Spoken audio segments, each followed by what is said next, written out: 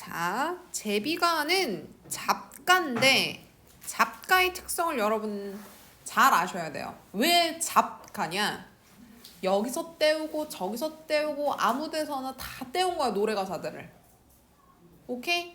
그래서 하나로 다 뭉쳐서 만든 게 잡가인데요. 그러니까 예를 들어 이런 겁니다. 우리가 지금 보는 제비가 같은 경우 제비가 나오는 대목이 있다, 혹은 아니면 새랑 관련된 대목이 있다, 그러면 춘향가에서 떼우고 흥부가에서 떼우고 새타령에서 떼와, 그래갖고 제비 이렇게 해서 딱 통으로 만들어 놓는 게 잡가야.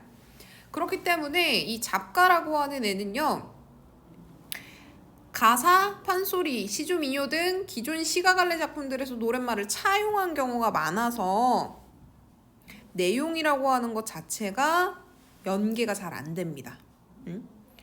그래서 얘네들이 그렇게 한 이유가 뭐냐면 도시의 시정 노래판에서 연행을 주요 목적으로 하는 유행가 성격이 강해서 그랬다. 그래서 연행이라고 하는 건 간단히 얘기하면 행사 때 사람들을 끌어모아서 돈 벌려고 하는 거야. 그래서 사람들이 아는 노래, 유명한 부분의 구절을 불러주면 좋아하는 거지. 오케이? 그래서 관중들의 흥미를 끌 수 있는 내용이면 무엇이든 사용됐다. 그래서 잡가에는 당시 노래에 자주 사용되던 상투적인 표현이나 고사성어, 한자어구 등이 빈번하게 나타나면서 비연계적이에요, 내용이. 그러니까 지금 유행가도 걔 누구야? 너네 레원? 래퍼? 걔가 하는 말의 가사 의미 이해할 수 있니? 없죠. 근데 사람들이 다 따라 불러. 그치? 그러니까 잡가도 마찬가지야. 내용이 중요한 게 아니야. 내가 그냥 이 노래를 들었을 때 아는 멜로디거나 아는 구절이 나오거나 후렴구가 아는 게 나오면 좋은 거야, 그냥. 오케이? 그래서 기존 갈래 노랫말이라고 하는 게 잡가에 활용이 돼서요. 지금 제비가에도 어느 부분에서 떼온 거냐 해서 그걸 적어 놓긴 했는데 이 제비가 전체 내용 흐름상이랑은 사실 어디서 떼었는지 그렇게 중요하지 않습니다, 내용이. 오케이? 그래서 다른 노래랑 사설을 공유하고 당시 유행하던 표현이나 고사성어, 한자어구 등이라고 하는 게 자주 등장한다. 그래서 고사성어나 한자어구가 많이 등장해요. 그래서 내용 이해하는 게 조금 어려워. 근데 그 풀이만 좀 잘하면 이해하기 어렵지 않아. 자, 지금 제비가 같은 경우에는요, 총 3군데의 작품에서 내용이 차용됩니다. 춘향가에서 이몽룡이 춘향이랑 놀고 싶어서 춘향이랑 사랑가 부르는 대목에서 나오는 가사가 하나. 그리고 춘향이랑 몽룡이랑 이별한 상황에서 춘향이가 몽룡이를 그리워하면서 임을 기다리는 내용이 하나. 그래서 앞에는 몽룡이가 화자인 부분이 차용됐고 뒤에는 춘향이가 화자인 부분이 차용이 돼요. 그리고 흥부가에서는 자, 요게 메인이지 사실. 제비가라는 이름이 붙은 메인. 흥부가에서는요, 놀부가 자기 동생인 흥부가 제비다리 고쳐줘서 부자가 됐다는 소리를 듣고 자기도 제비를 잡아서 부자 한번 돼보겠다고 제비 쫓아다니는 내용이 있어. 거기서 차용해서 다 나타나요. 오케이? 그리고 자, 여기 새타령은 잡가인데 이 새타령이라고 하는 건 제비랑 연관해서 마찬가지, 제비 새잖아, 그치? 그래서 여기 새타령에서 뭐 슬픈 소래, 두견성, 뭐 어떤 새는 이렇고 저렇고 이 새는 이렇게 울고 쭉 나오거든. 얘랑 연결이 되면서 어떤 의미 구성을 하냐면 놀부가 실제 판소리 흥부가에서는 제비를 잡죠. 그리고 그 제비가 다리를 똑 부러뜨려서 갖다 준 박씨를 열었다가 도깨비들이 등장해가지고 큰 코를 다치는데 이 새타령이랑 같이 연계가 되면서 여기서는 제비를 잡으려고 하던 놀부가 춘향이 마냥 제비를 놓쳐. 그래서 임을 기다리는 춘향이 마냥 제비를 기다리는데 결과적으로 다른 새들은 다 날아오지만 자기가 기다리는 제비는 잡지 못한다. 이런 내용으로 구성이 돼. 어쨌든 그래서 총 3가지 작품에서 내용이 차용이 돼서요. 전체적인 내용은 제비를 잡으려고 했는데 제비는 잡히지 않고 임 기다리는 것 마냥 제비를 기다렸지만 온갖 새들은 다 날아드는 반면 제비는 날아들지 않는다. 이런 내용을 구성하게 됩니다. 그래서 구절 간의 내용 유기성이 많이 떨어져요. 이거는 몽룡이가 춘향이랑 놀 때 사랑할 때 얘기고, 그리고 요 중간에 갑자기 판소리 흥부가 내용 나오고, 그리고 나서 춘향이가 몽룡이 기다리는 내용 나오고, 그러더니 갑자기 또 세타령 나오고 이러거든. 그러니까 비유기성이라고 하는 특징이 있다. 그래서 제비가의 의미부터 잠깐 보면 아까 얘기했어. 제비를 잡고자 했는데 결국은 잡지 못한다라고 했죠. 그래서 그 요 세 가지 춘향가와 제비가 그리고 뭐 세타령은 조금 빠져있긴 한데 여기 지금 화자가 이몽룡, 놀부, 춘향이 이렇게 각각 나오지. 이 화자들을 갖다 살렸을 때 제비가 전체 주제를 뭘 관통해서 정리를 할 수 있느냐 하면 얘네들은 욕망을 추구했지만 결국 좌절됐다. 이런 공통점이 있더라. 놀부는 제비를 잡고 싶었죠? 근데 이 제비가 제비 잡아 못 잡아? 못 잡아. 그 다음에 춘향이는 낭구님이 찾아오기를 기다립니다. 그런데 여기서 제비라고 하는 게 임과 같은 걸로 쓰였다 그랬지? 잡아 못 잡아? 못 잡아. 그지? 그리고 자 몽룡이라고 하는 건 사실 얘가 춘향이랑 업고 노는 대목에 나오는 애거든. 그 유의를 추구하고자 해. 그런데 이 유의 추구 뒷내용에 바로 뭐가 나타나냐면 푸른 하늘에 광풍의 낙엽처럼 둥둥 떠나간다 이러거든. 그래서 자기가 놀고자 했던 그 대상이 떠나간다 해서 욕망의 좌절이라고 하는 걸로 묶어요. 그러니까 공통적으로 이 화자들이 얘기를 할 때 이도령 대사에서도 욕망이 드러나고 그 뒤에 좌절이 연결되고 놀부도 제비를 잡으려고 했지만 못 잡고 춘향이도 낭군을 기다리지만 오지 않고 해서 욕망과 좌절 구조라고 하는 게 공통적으로 나타나는 주제다. 이렇게 보고 있는 거고 그 위에 공통점은 사실 찾기 힘듭니다. 전체 내용은 그냥 제비가 날아가는데 그 제비를 잡으려고 했지만 못 잡았다. 이런 얘기. 자, 이걸 정리하고 한번 가서 보자고. 만첩산중 늙은 범 살찐 않게 물어다 놓고 어르고 논인다 이러거든. 자, 여기서 만첩산중의 늙은 범이라고 하는 게 남자, 살찐 않게가 여자 이런 거야. 그래서 남녀가 희롱하는 모습이거든. 그래서 그 부분이 판소리 춘향가에서 이도령이 춘향이를 업고자 옥신각신하는 장면에 등장하는 구절이에요. 광풍의 낙엽처럼 벽화에 둥둥 떠나간다. 바로 뒤에 뭐가 나온다고? 떠나간다. 그치?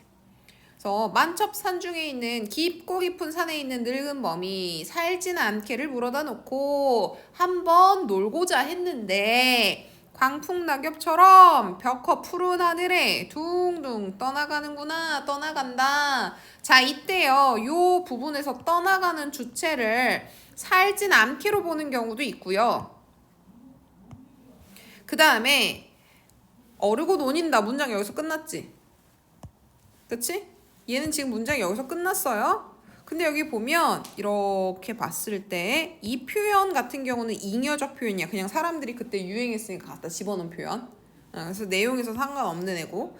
광풍의 낙엽처럼 벽화 둥둥 떠나간다. 만리장천에 울고 가는 저기러기 이렇게 났거든. 그래서 기러기가 떠나간다라고 보는 경우도 있어요. 오케이? 근데 이몽룡의 욕망이 좌절되는 장면은 암캐가 떠나가는 걸로 보셔야겠죠. 광풍의 낙엽처럼 해서 미친 바람에 낙엽처럼 지규법 벽커 푸른 하늘이란 뜻이기 때문에 색채어 쓰여요. 둥둥 의태어 떠나간다. 그래서 암캐가 떠나가는 걸 수도 있고요. 기러기가 떠나가는 걸 수도 있고요. 어쨌든 지금 하늘에 뭐합니까? 무언가가 동물이 둥둥 떠가고 있는 거야. 뭐 같아? 새와 같은 거죠. 기러기도 새고. 자, 여기 봐. 일락서산 해서 해가 떨어져요. 서쪽 산에 이 뜻이야. 월출 동령 달이 떠요. 동쪽 고개 이거거든. 그걸 뒤에 고유어로 다시 해석해놨을 뿐이야. 일락서산 해가 떨어지고 월출동령 달이 솟네. 똑같은 얘기야. 서쪽 산에 해가 떨어지고 동쪽 고개에 달이 솟아오르네. 이런 뜻인데 그거 그냥 뭐 해놨어? 한자어랑 고유어 풀이만 해놨어. 이때 이 표현이 그때 당시에 그냥 사람들이 관용적으로 부르던 부분이야. 밑도 끝도 없이 그냥 갖다 집어넣는 거야. 그래서 한자어와 그 뜻을 그대로 풀이한 고유어를 거듭 제시한 그냥 잉여적인 표현이다.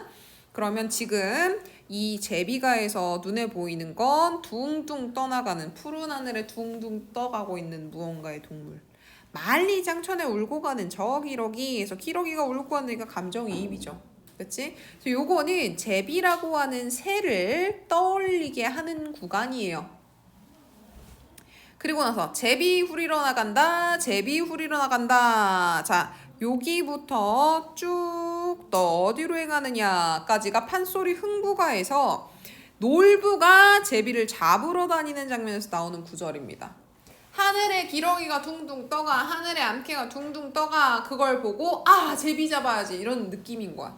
그래서 제비 잡으러 나간다, 제비 우리러 나간다. 얘는 흥부가에 나타나는 노래 가사고요. 동일한 식구 반복해서 운율 형성하고 여기서 화자의 행위는 놀부죠. 놀부 행위가 강조되죠.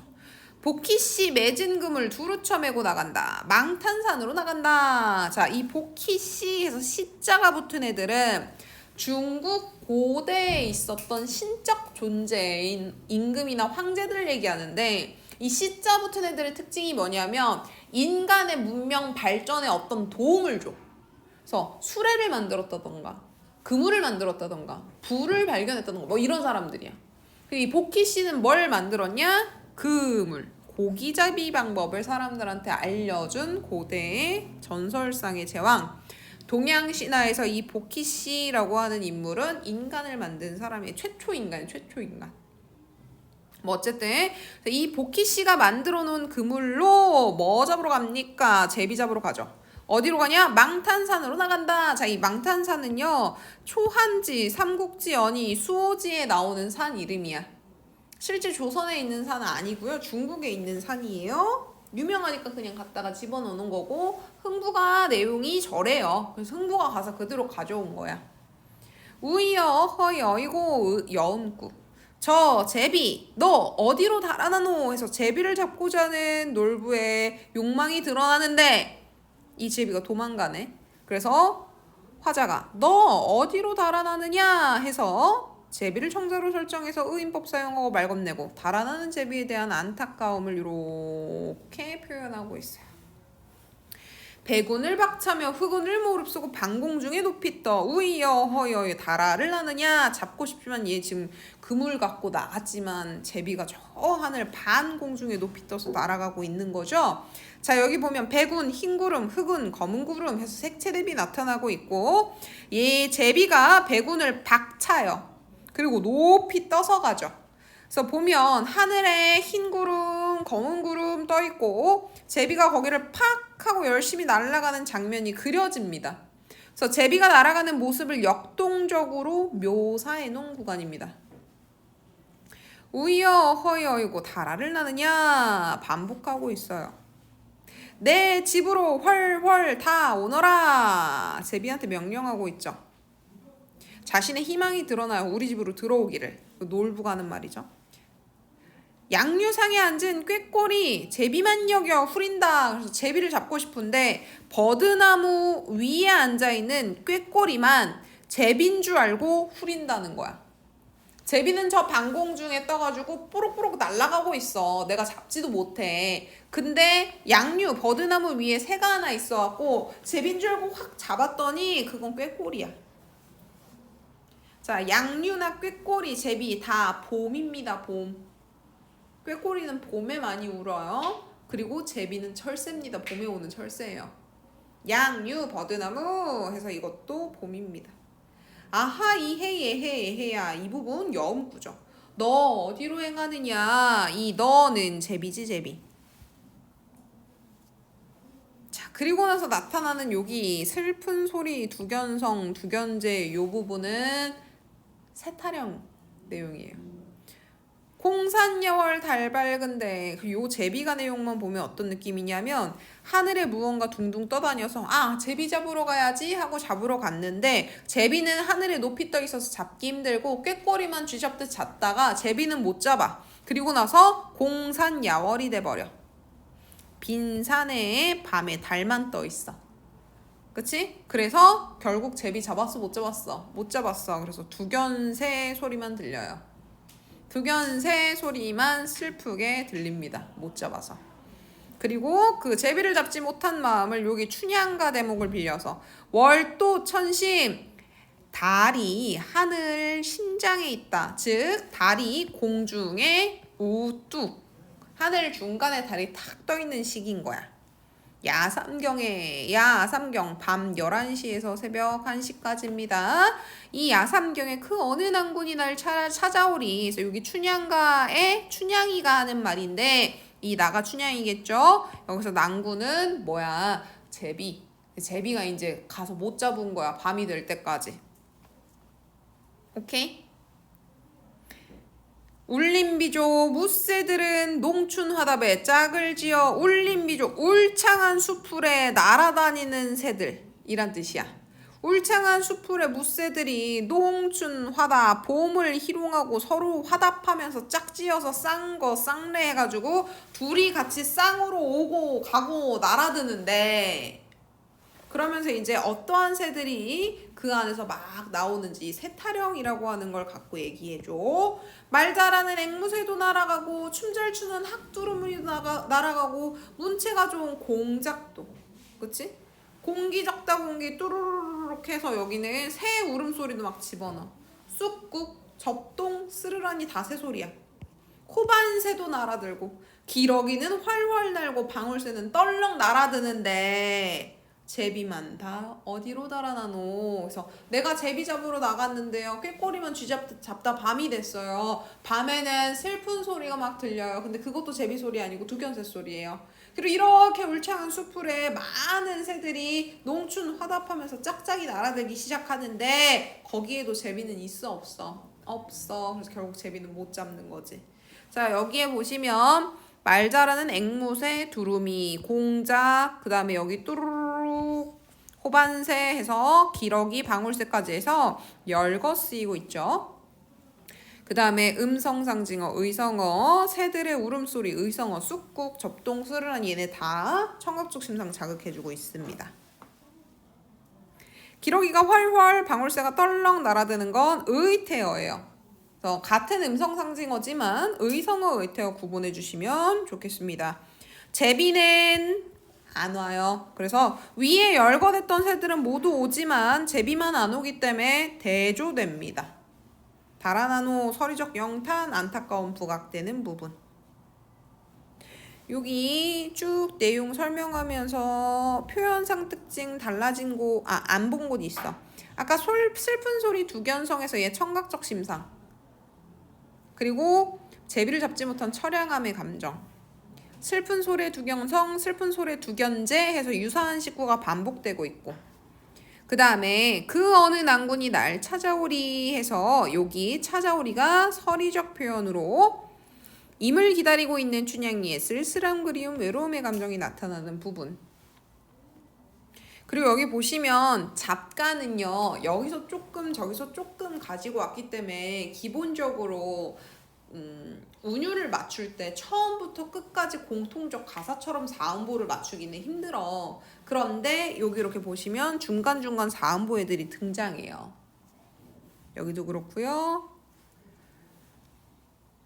광풍에 낙엽처럼 벽허둥둥 떠나간다. 그죠? 중간중간 사음보인 애들이 나타납니다. 일락서산 hen 떨어져 월출동령 달이 쏟네 이런 식으로.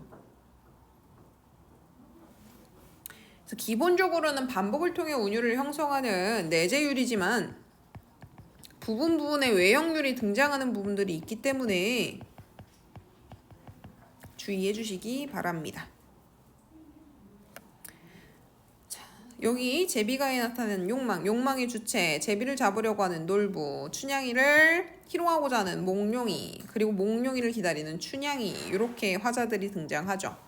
근데 놀부는 제비를 잡지 못하고요.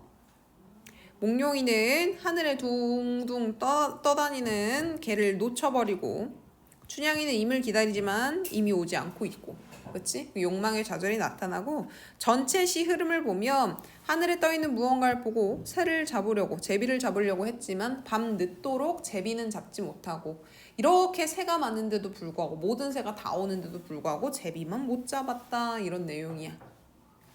오케이? 응, 여기까지 질문 있어.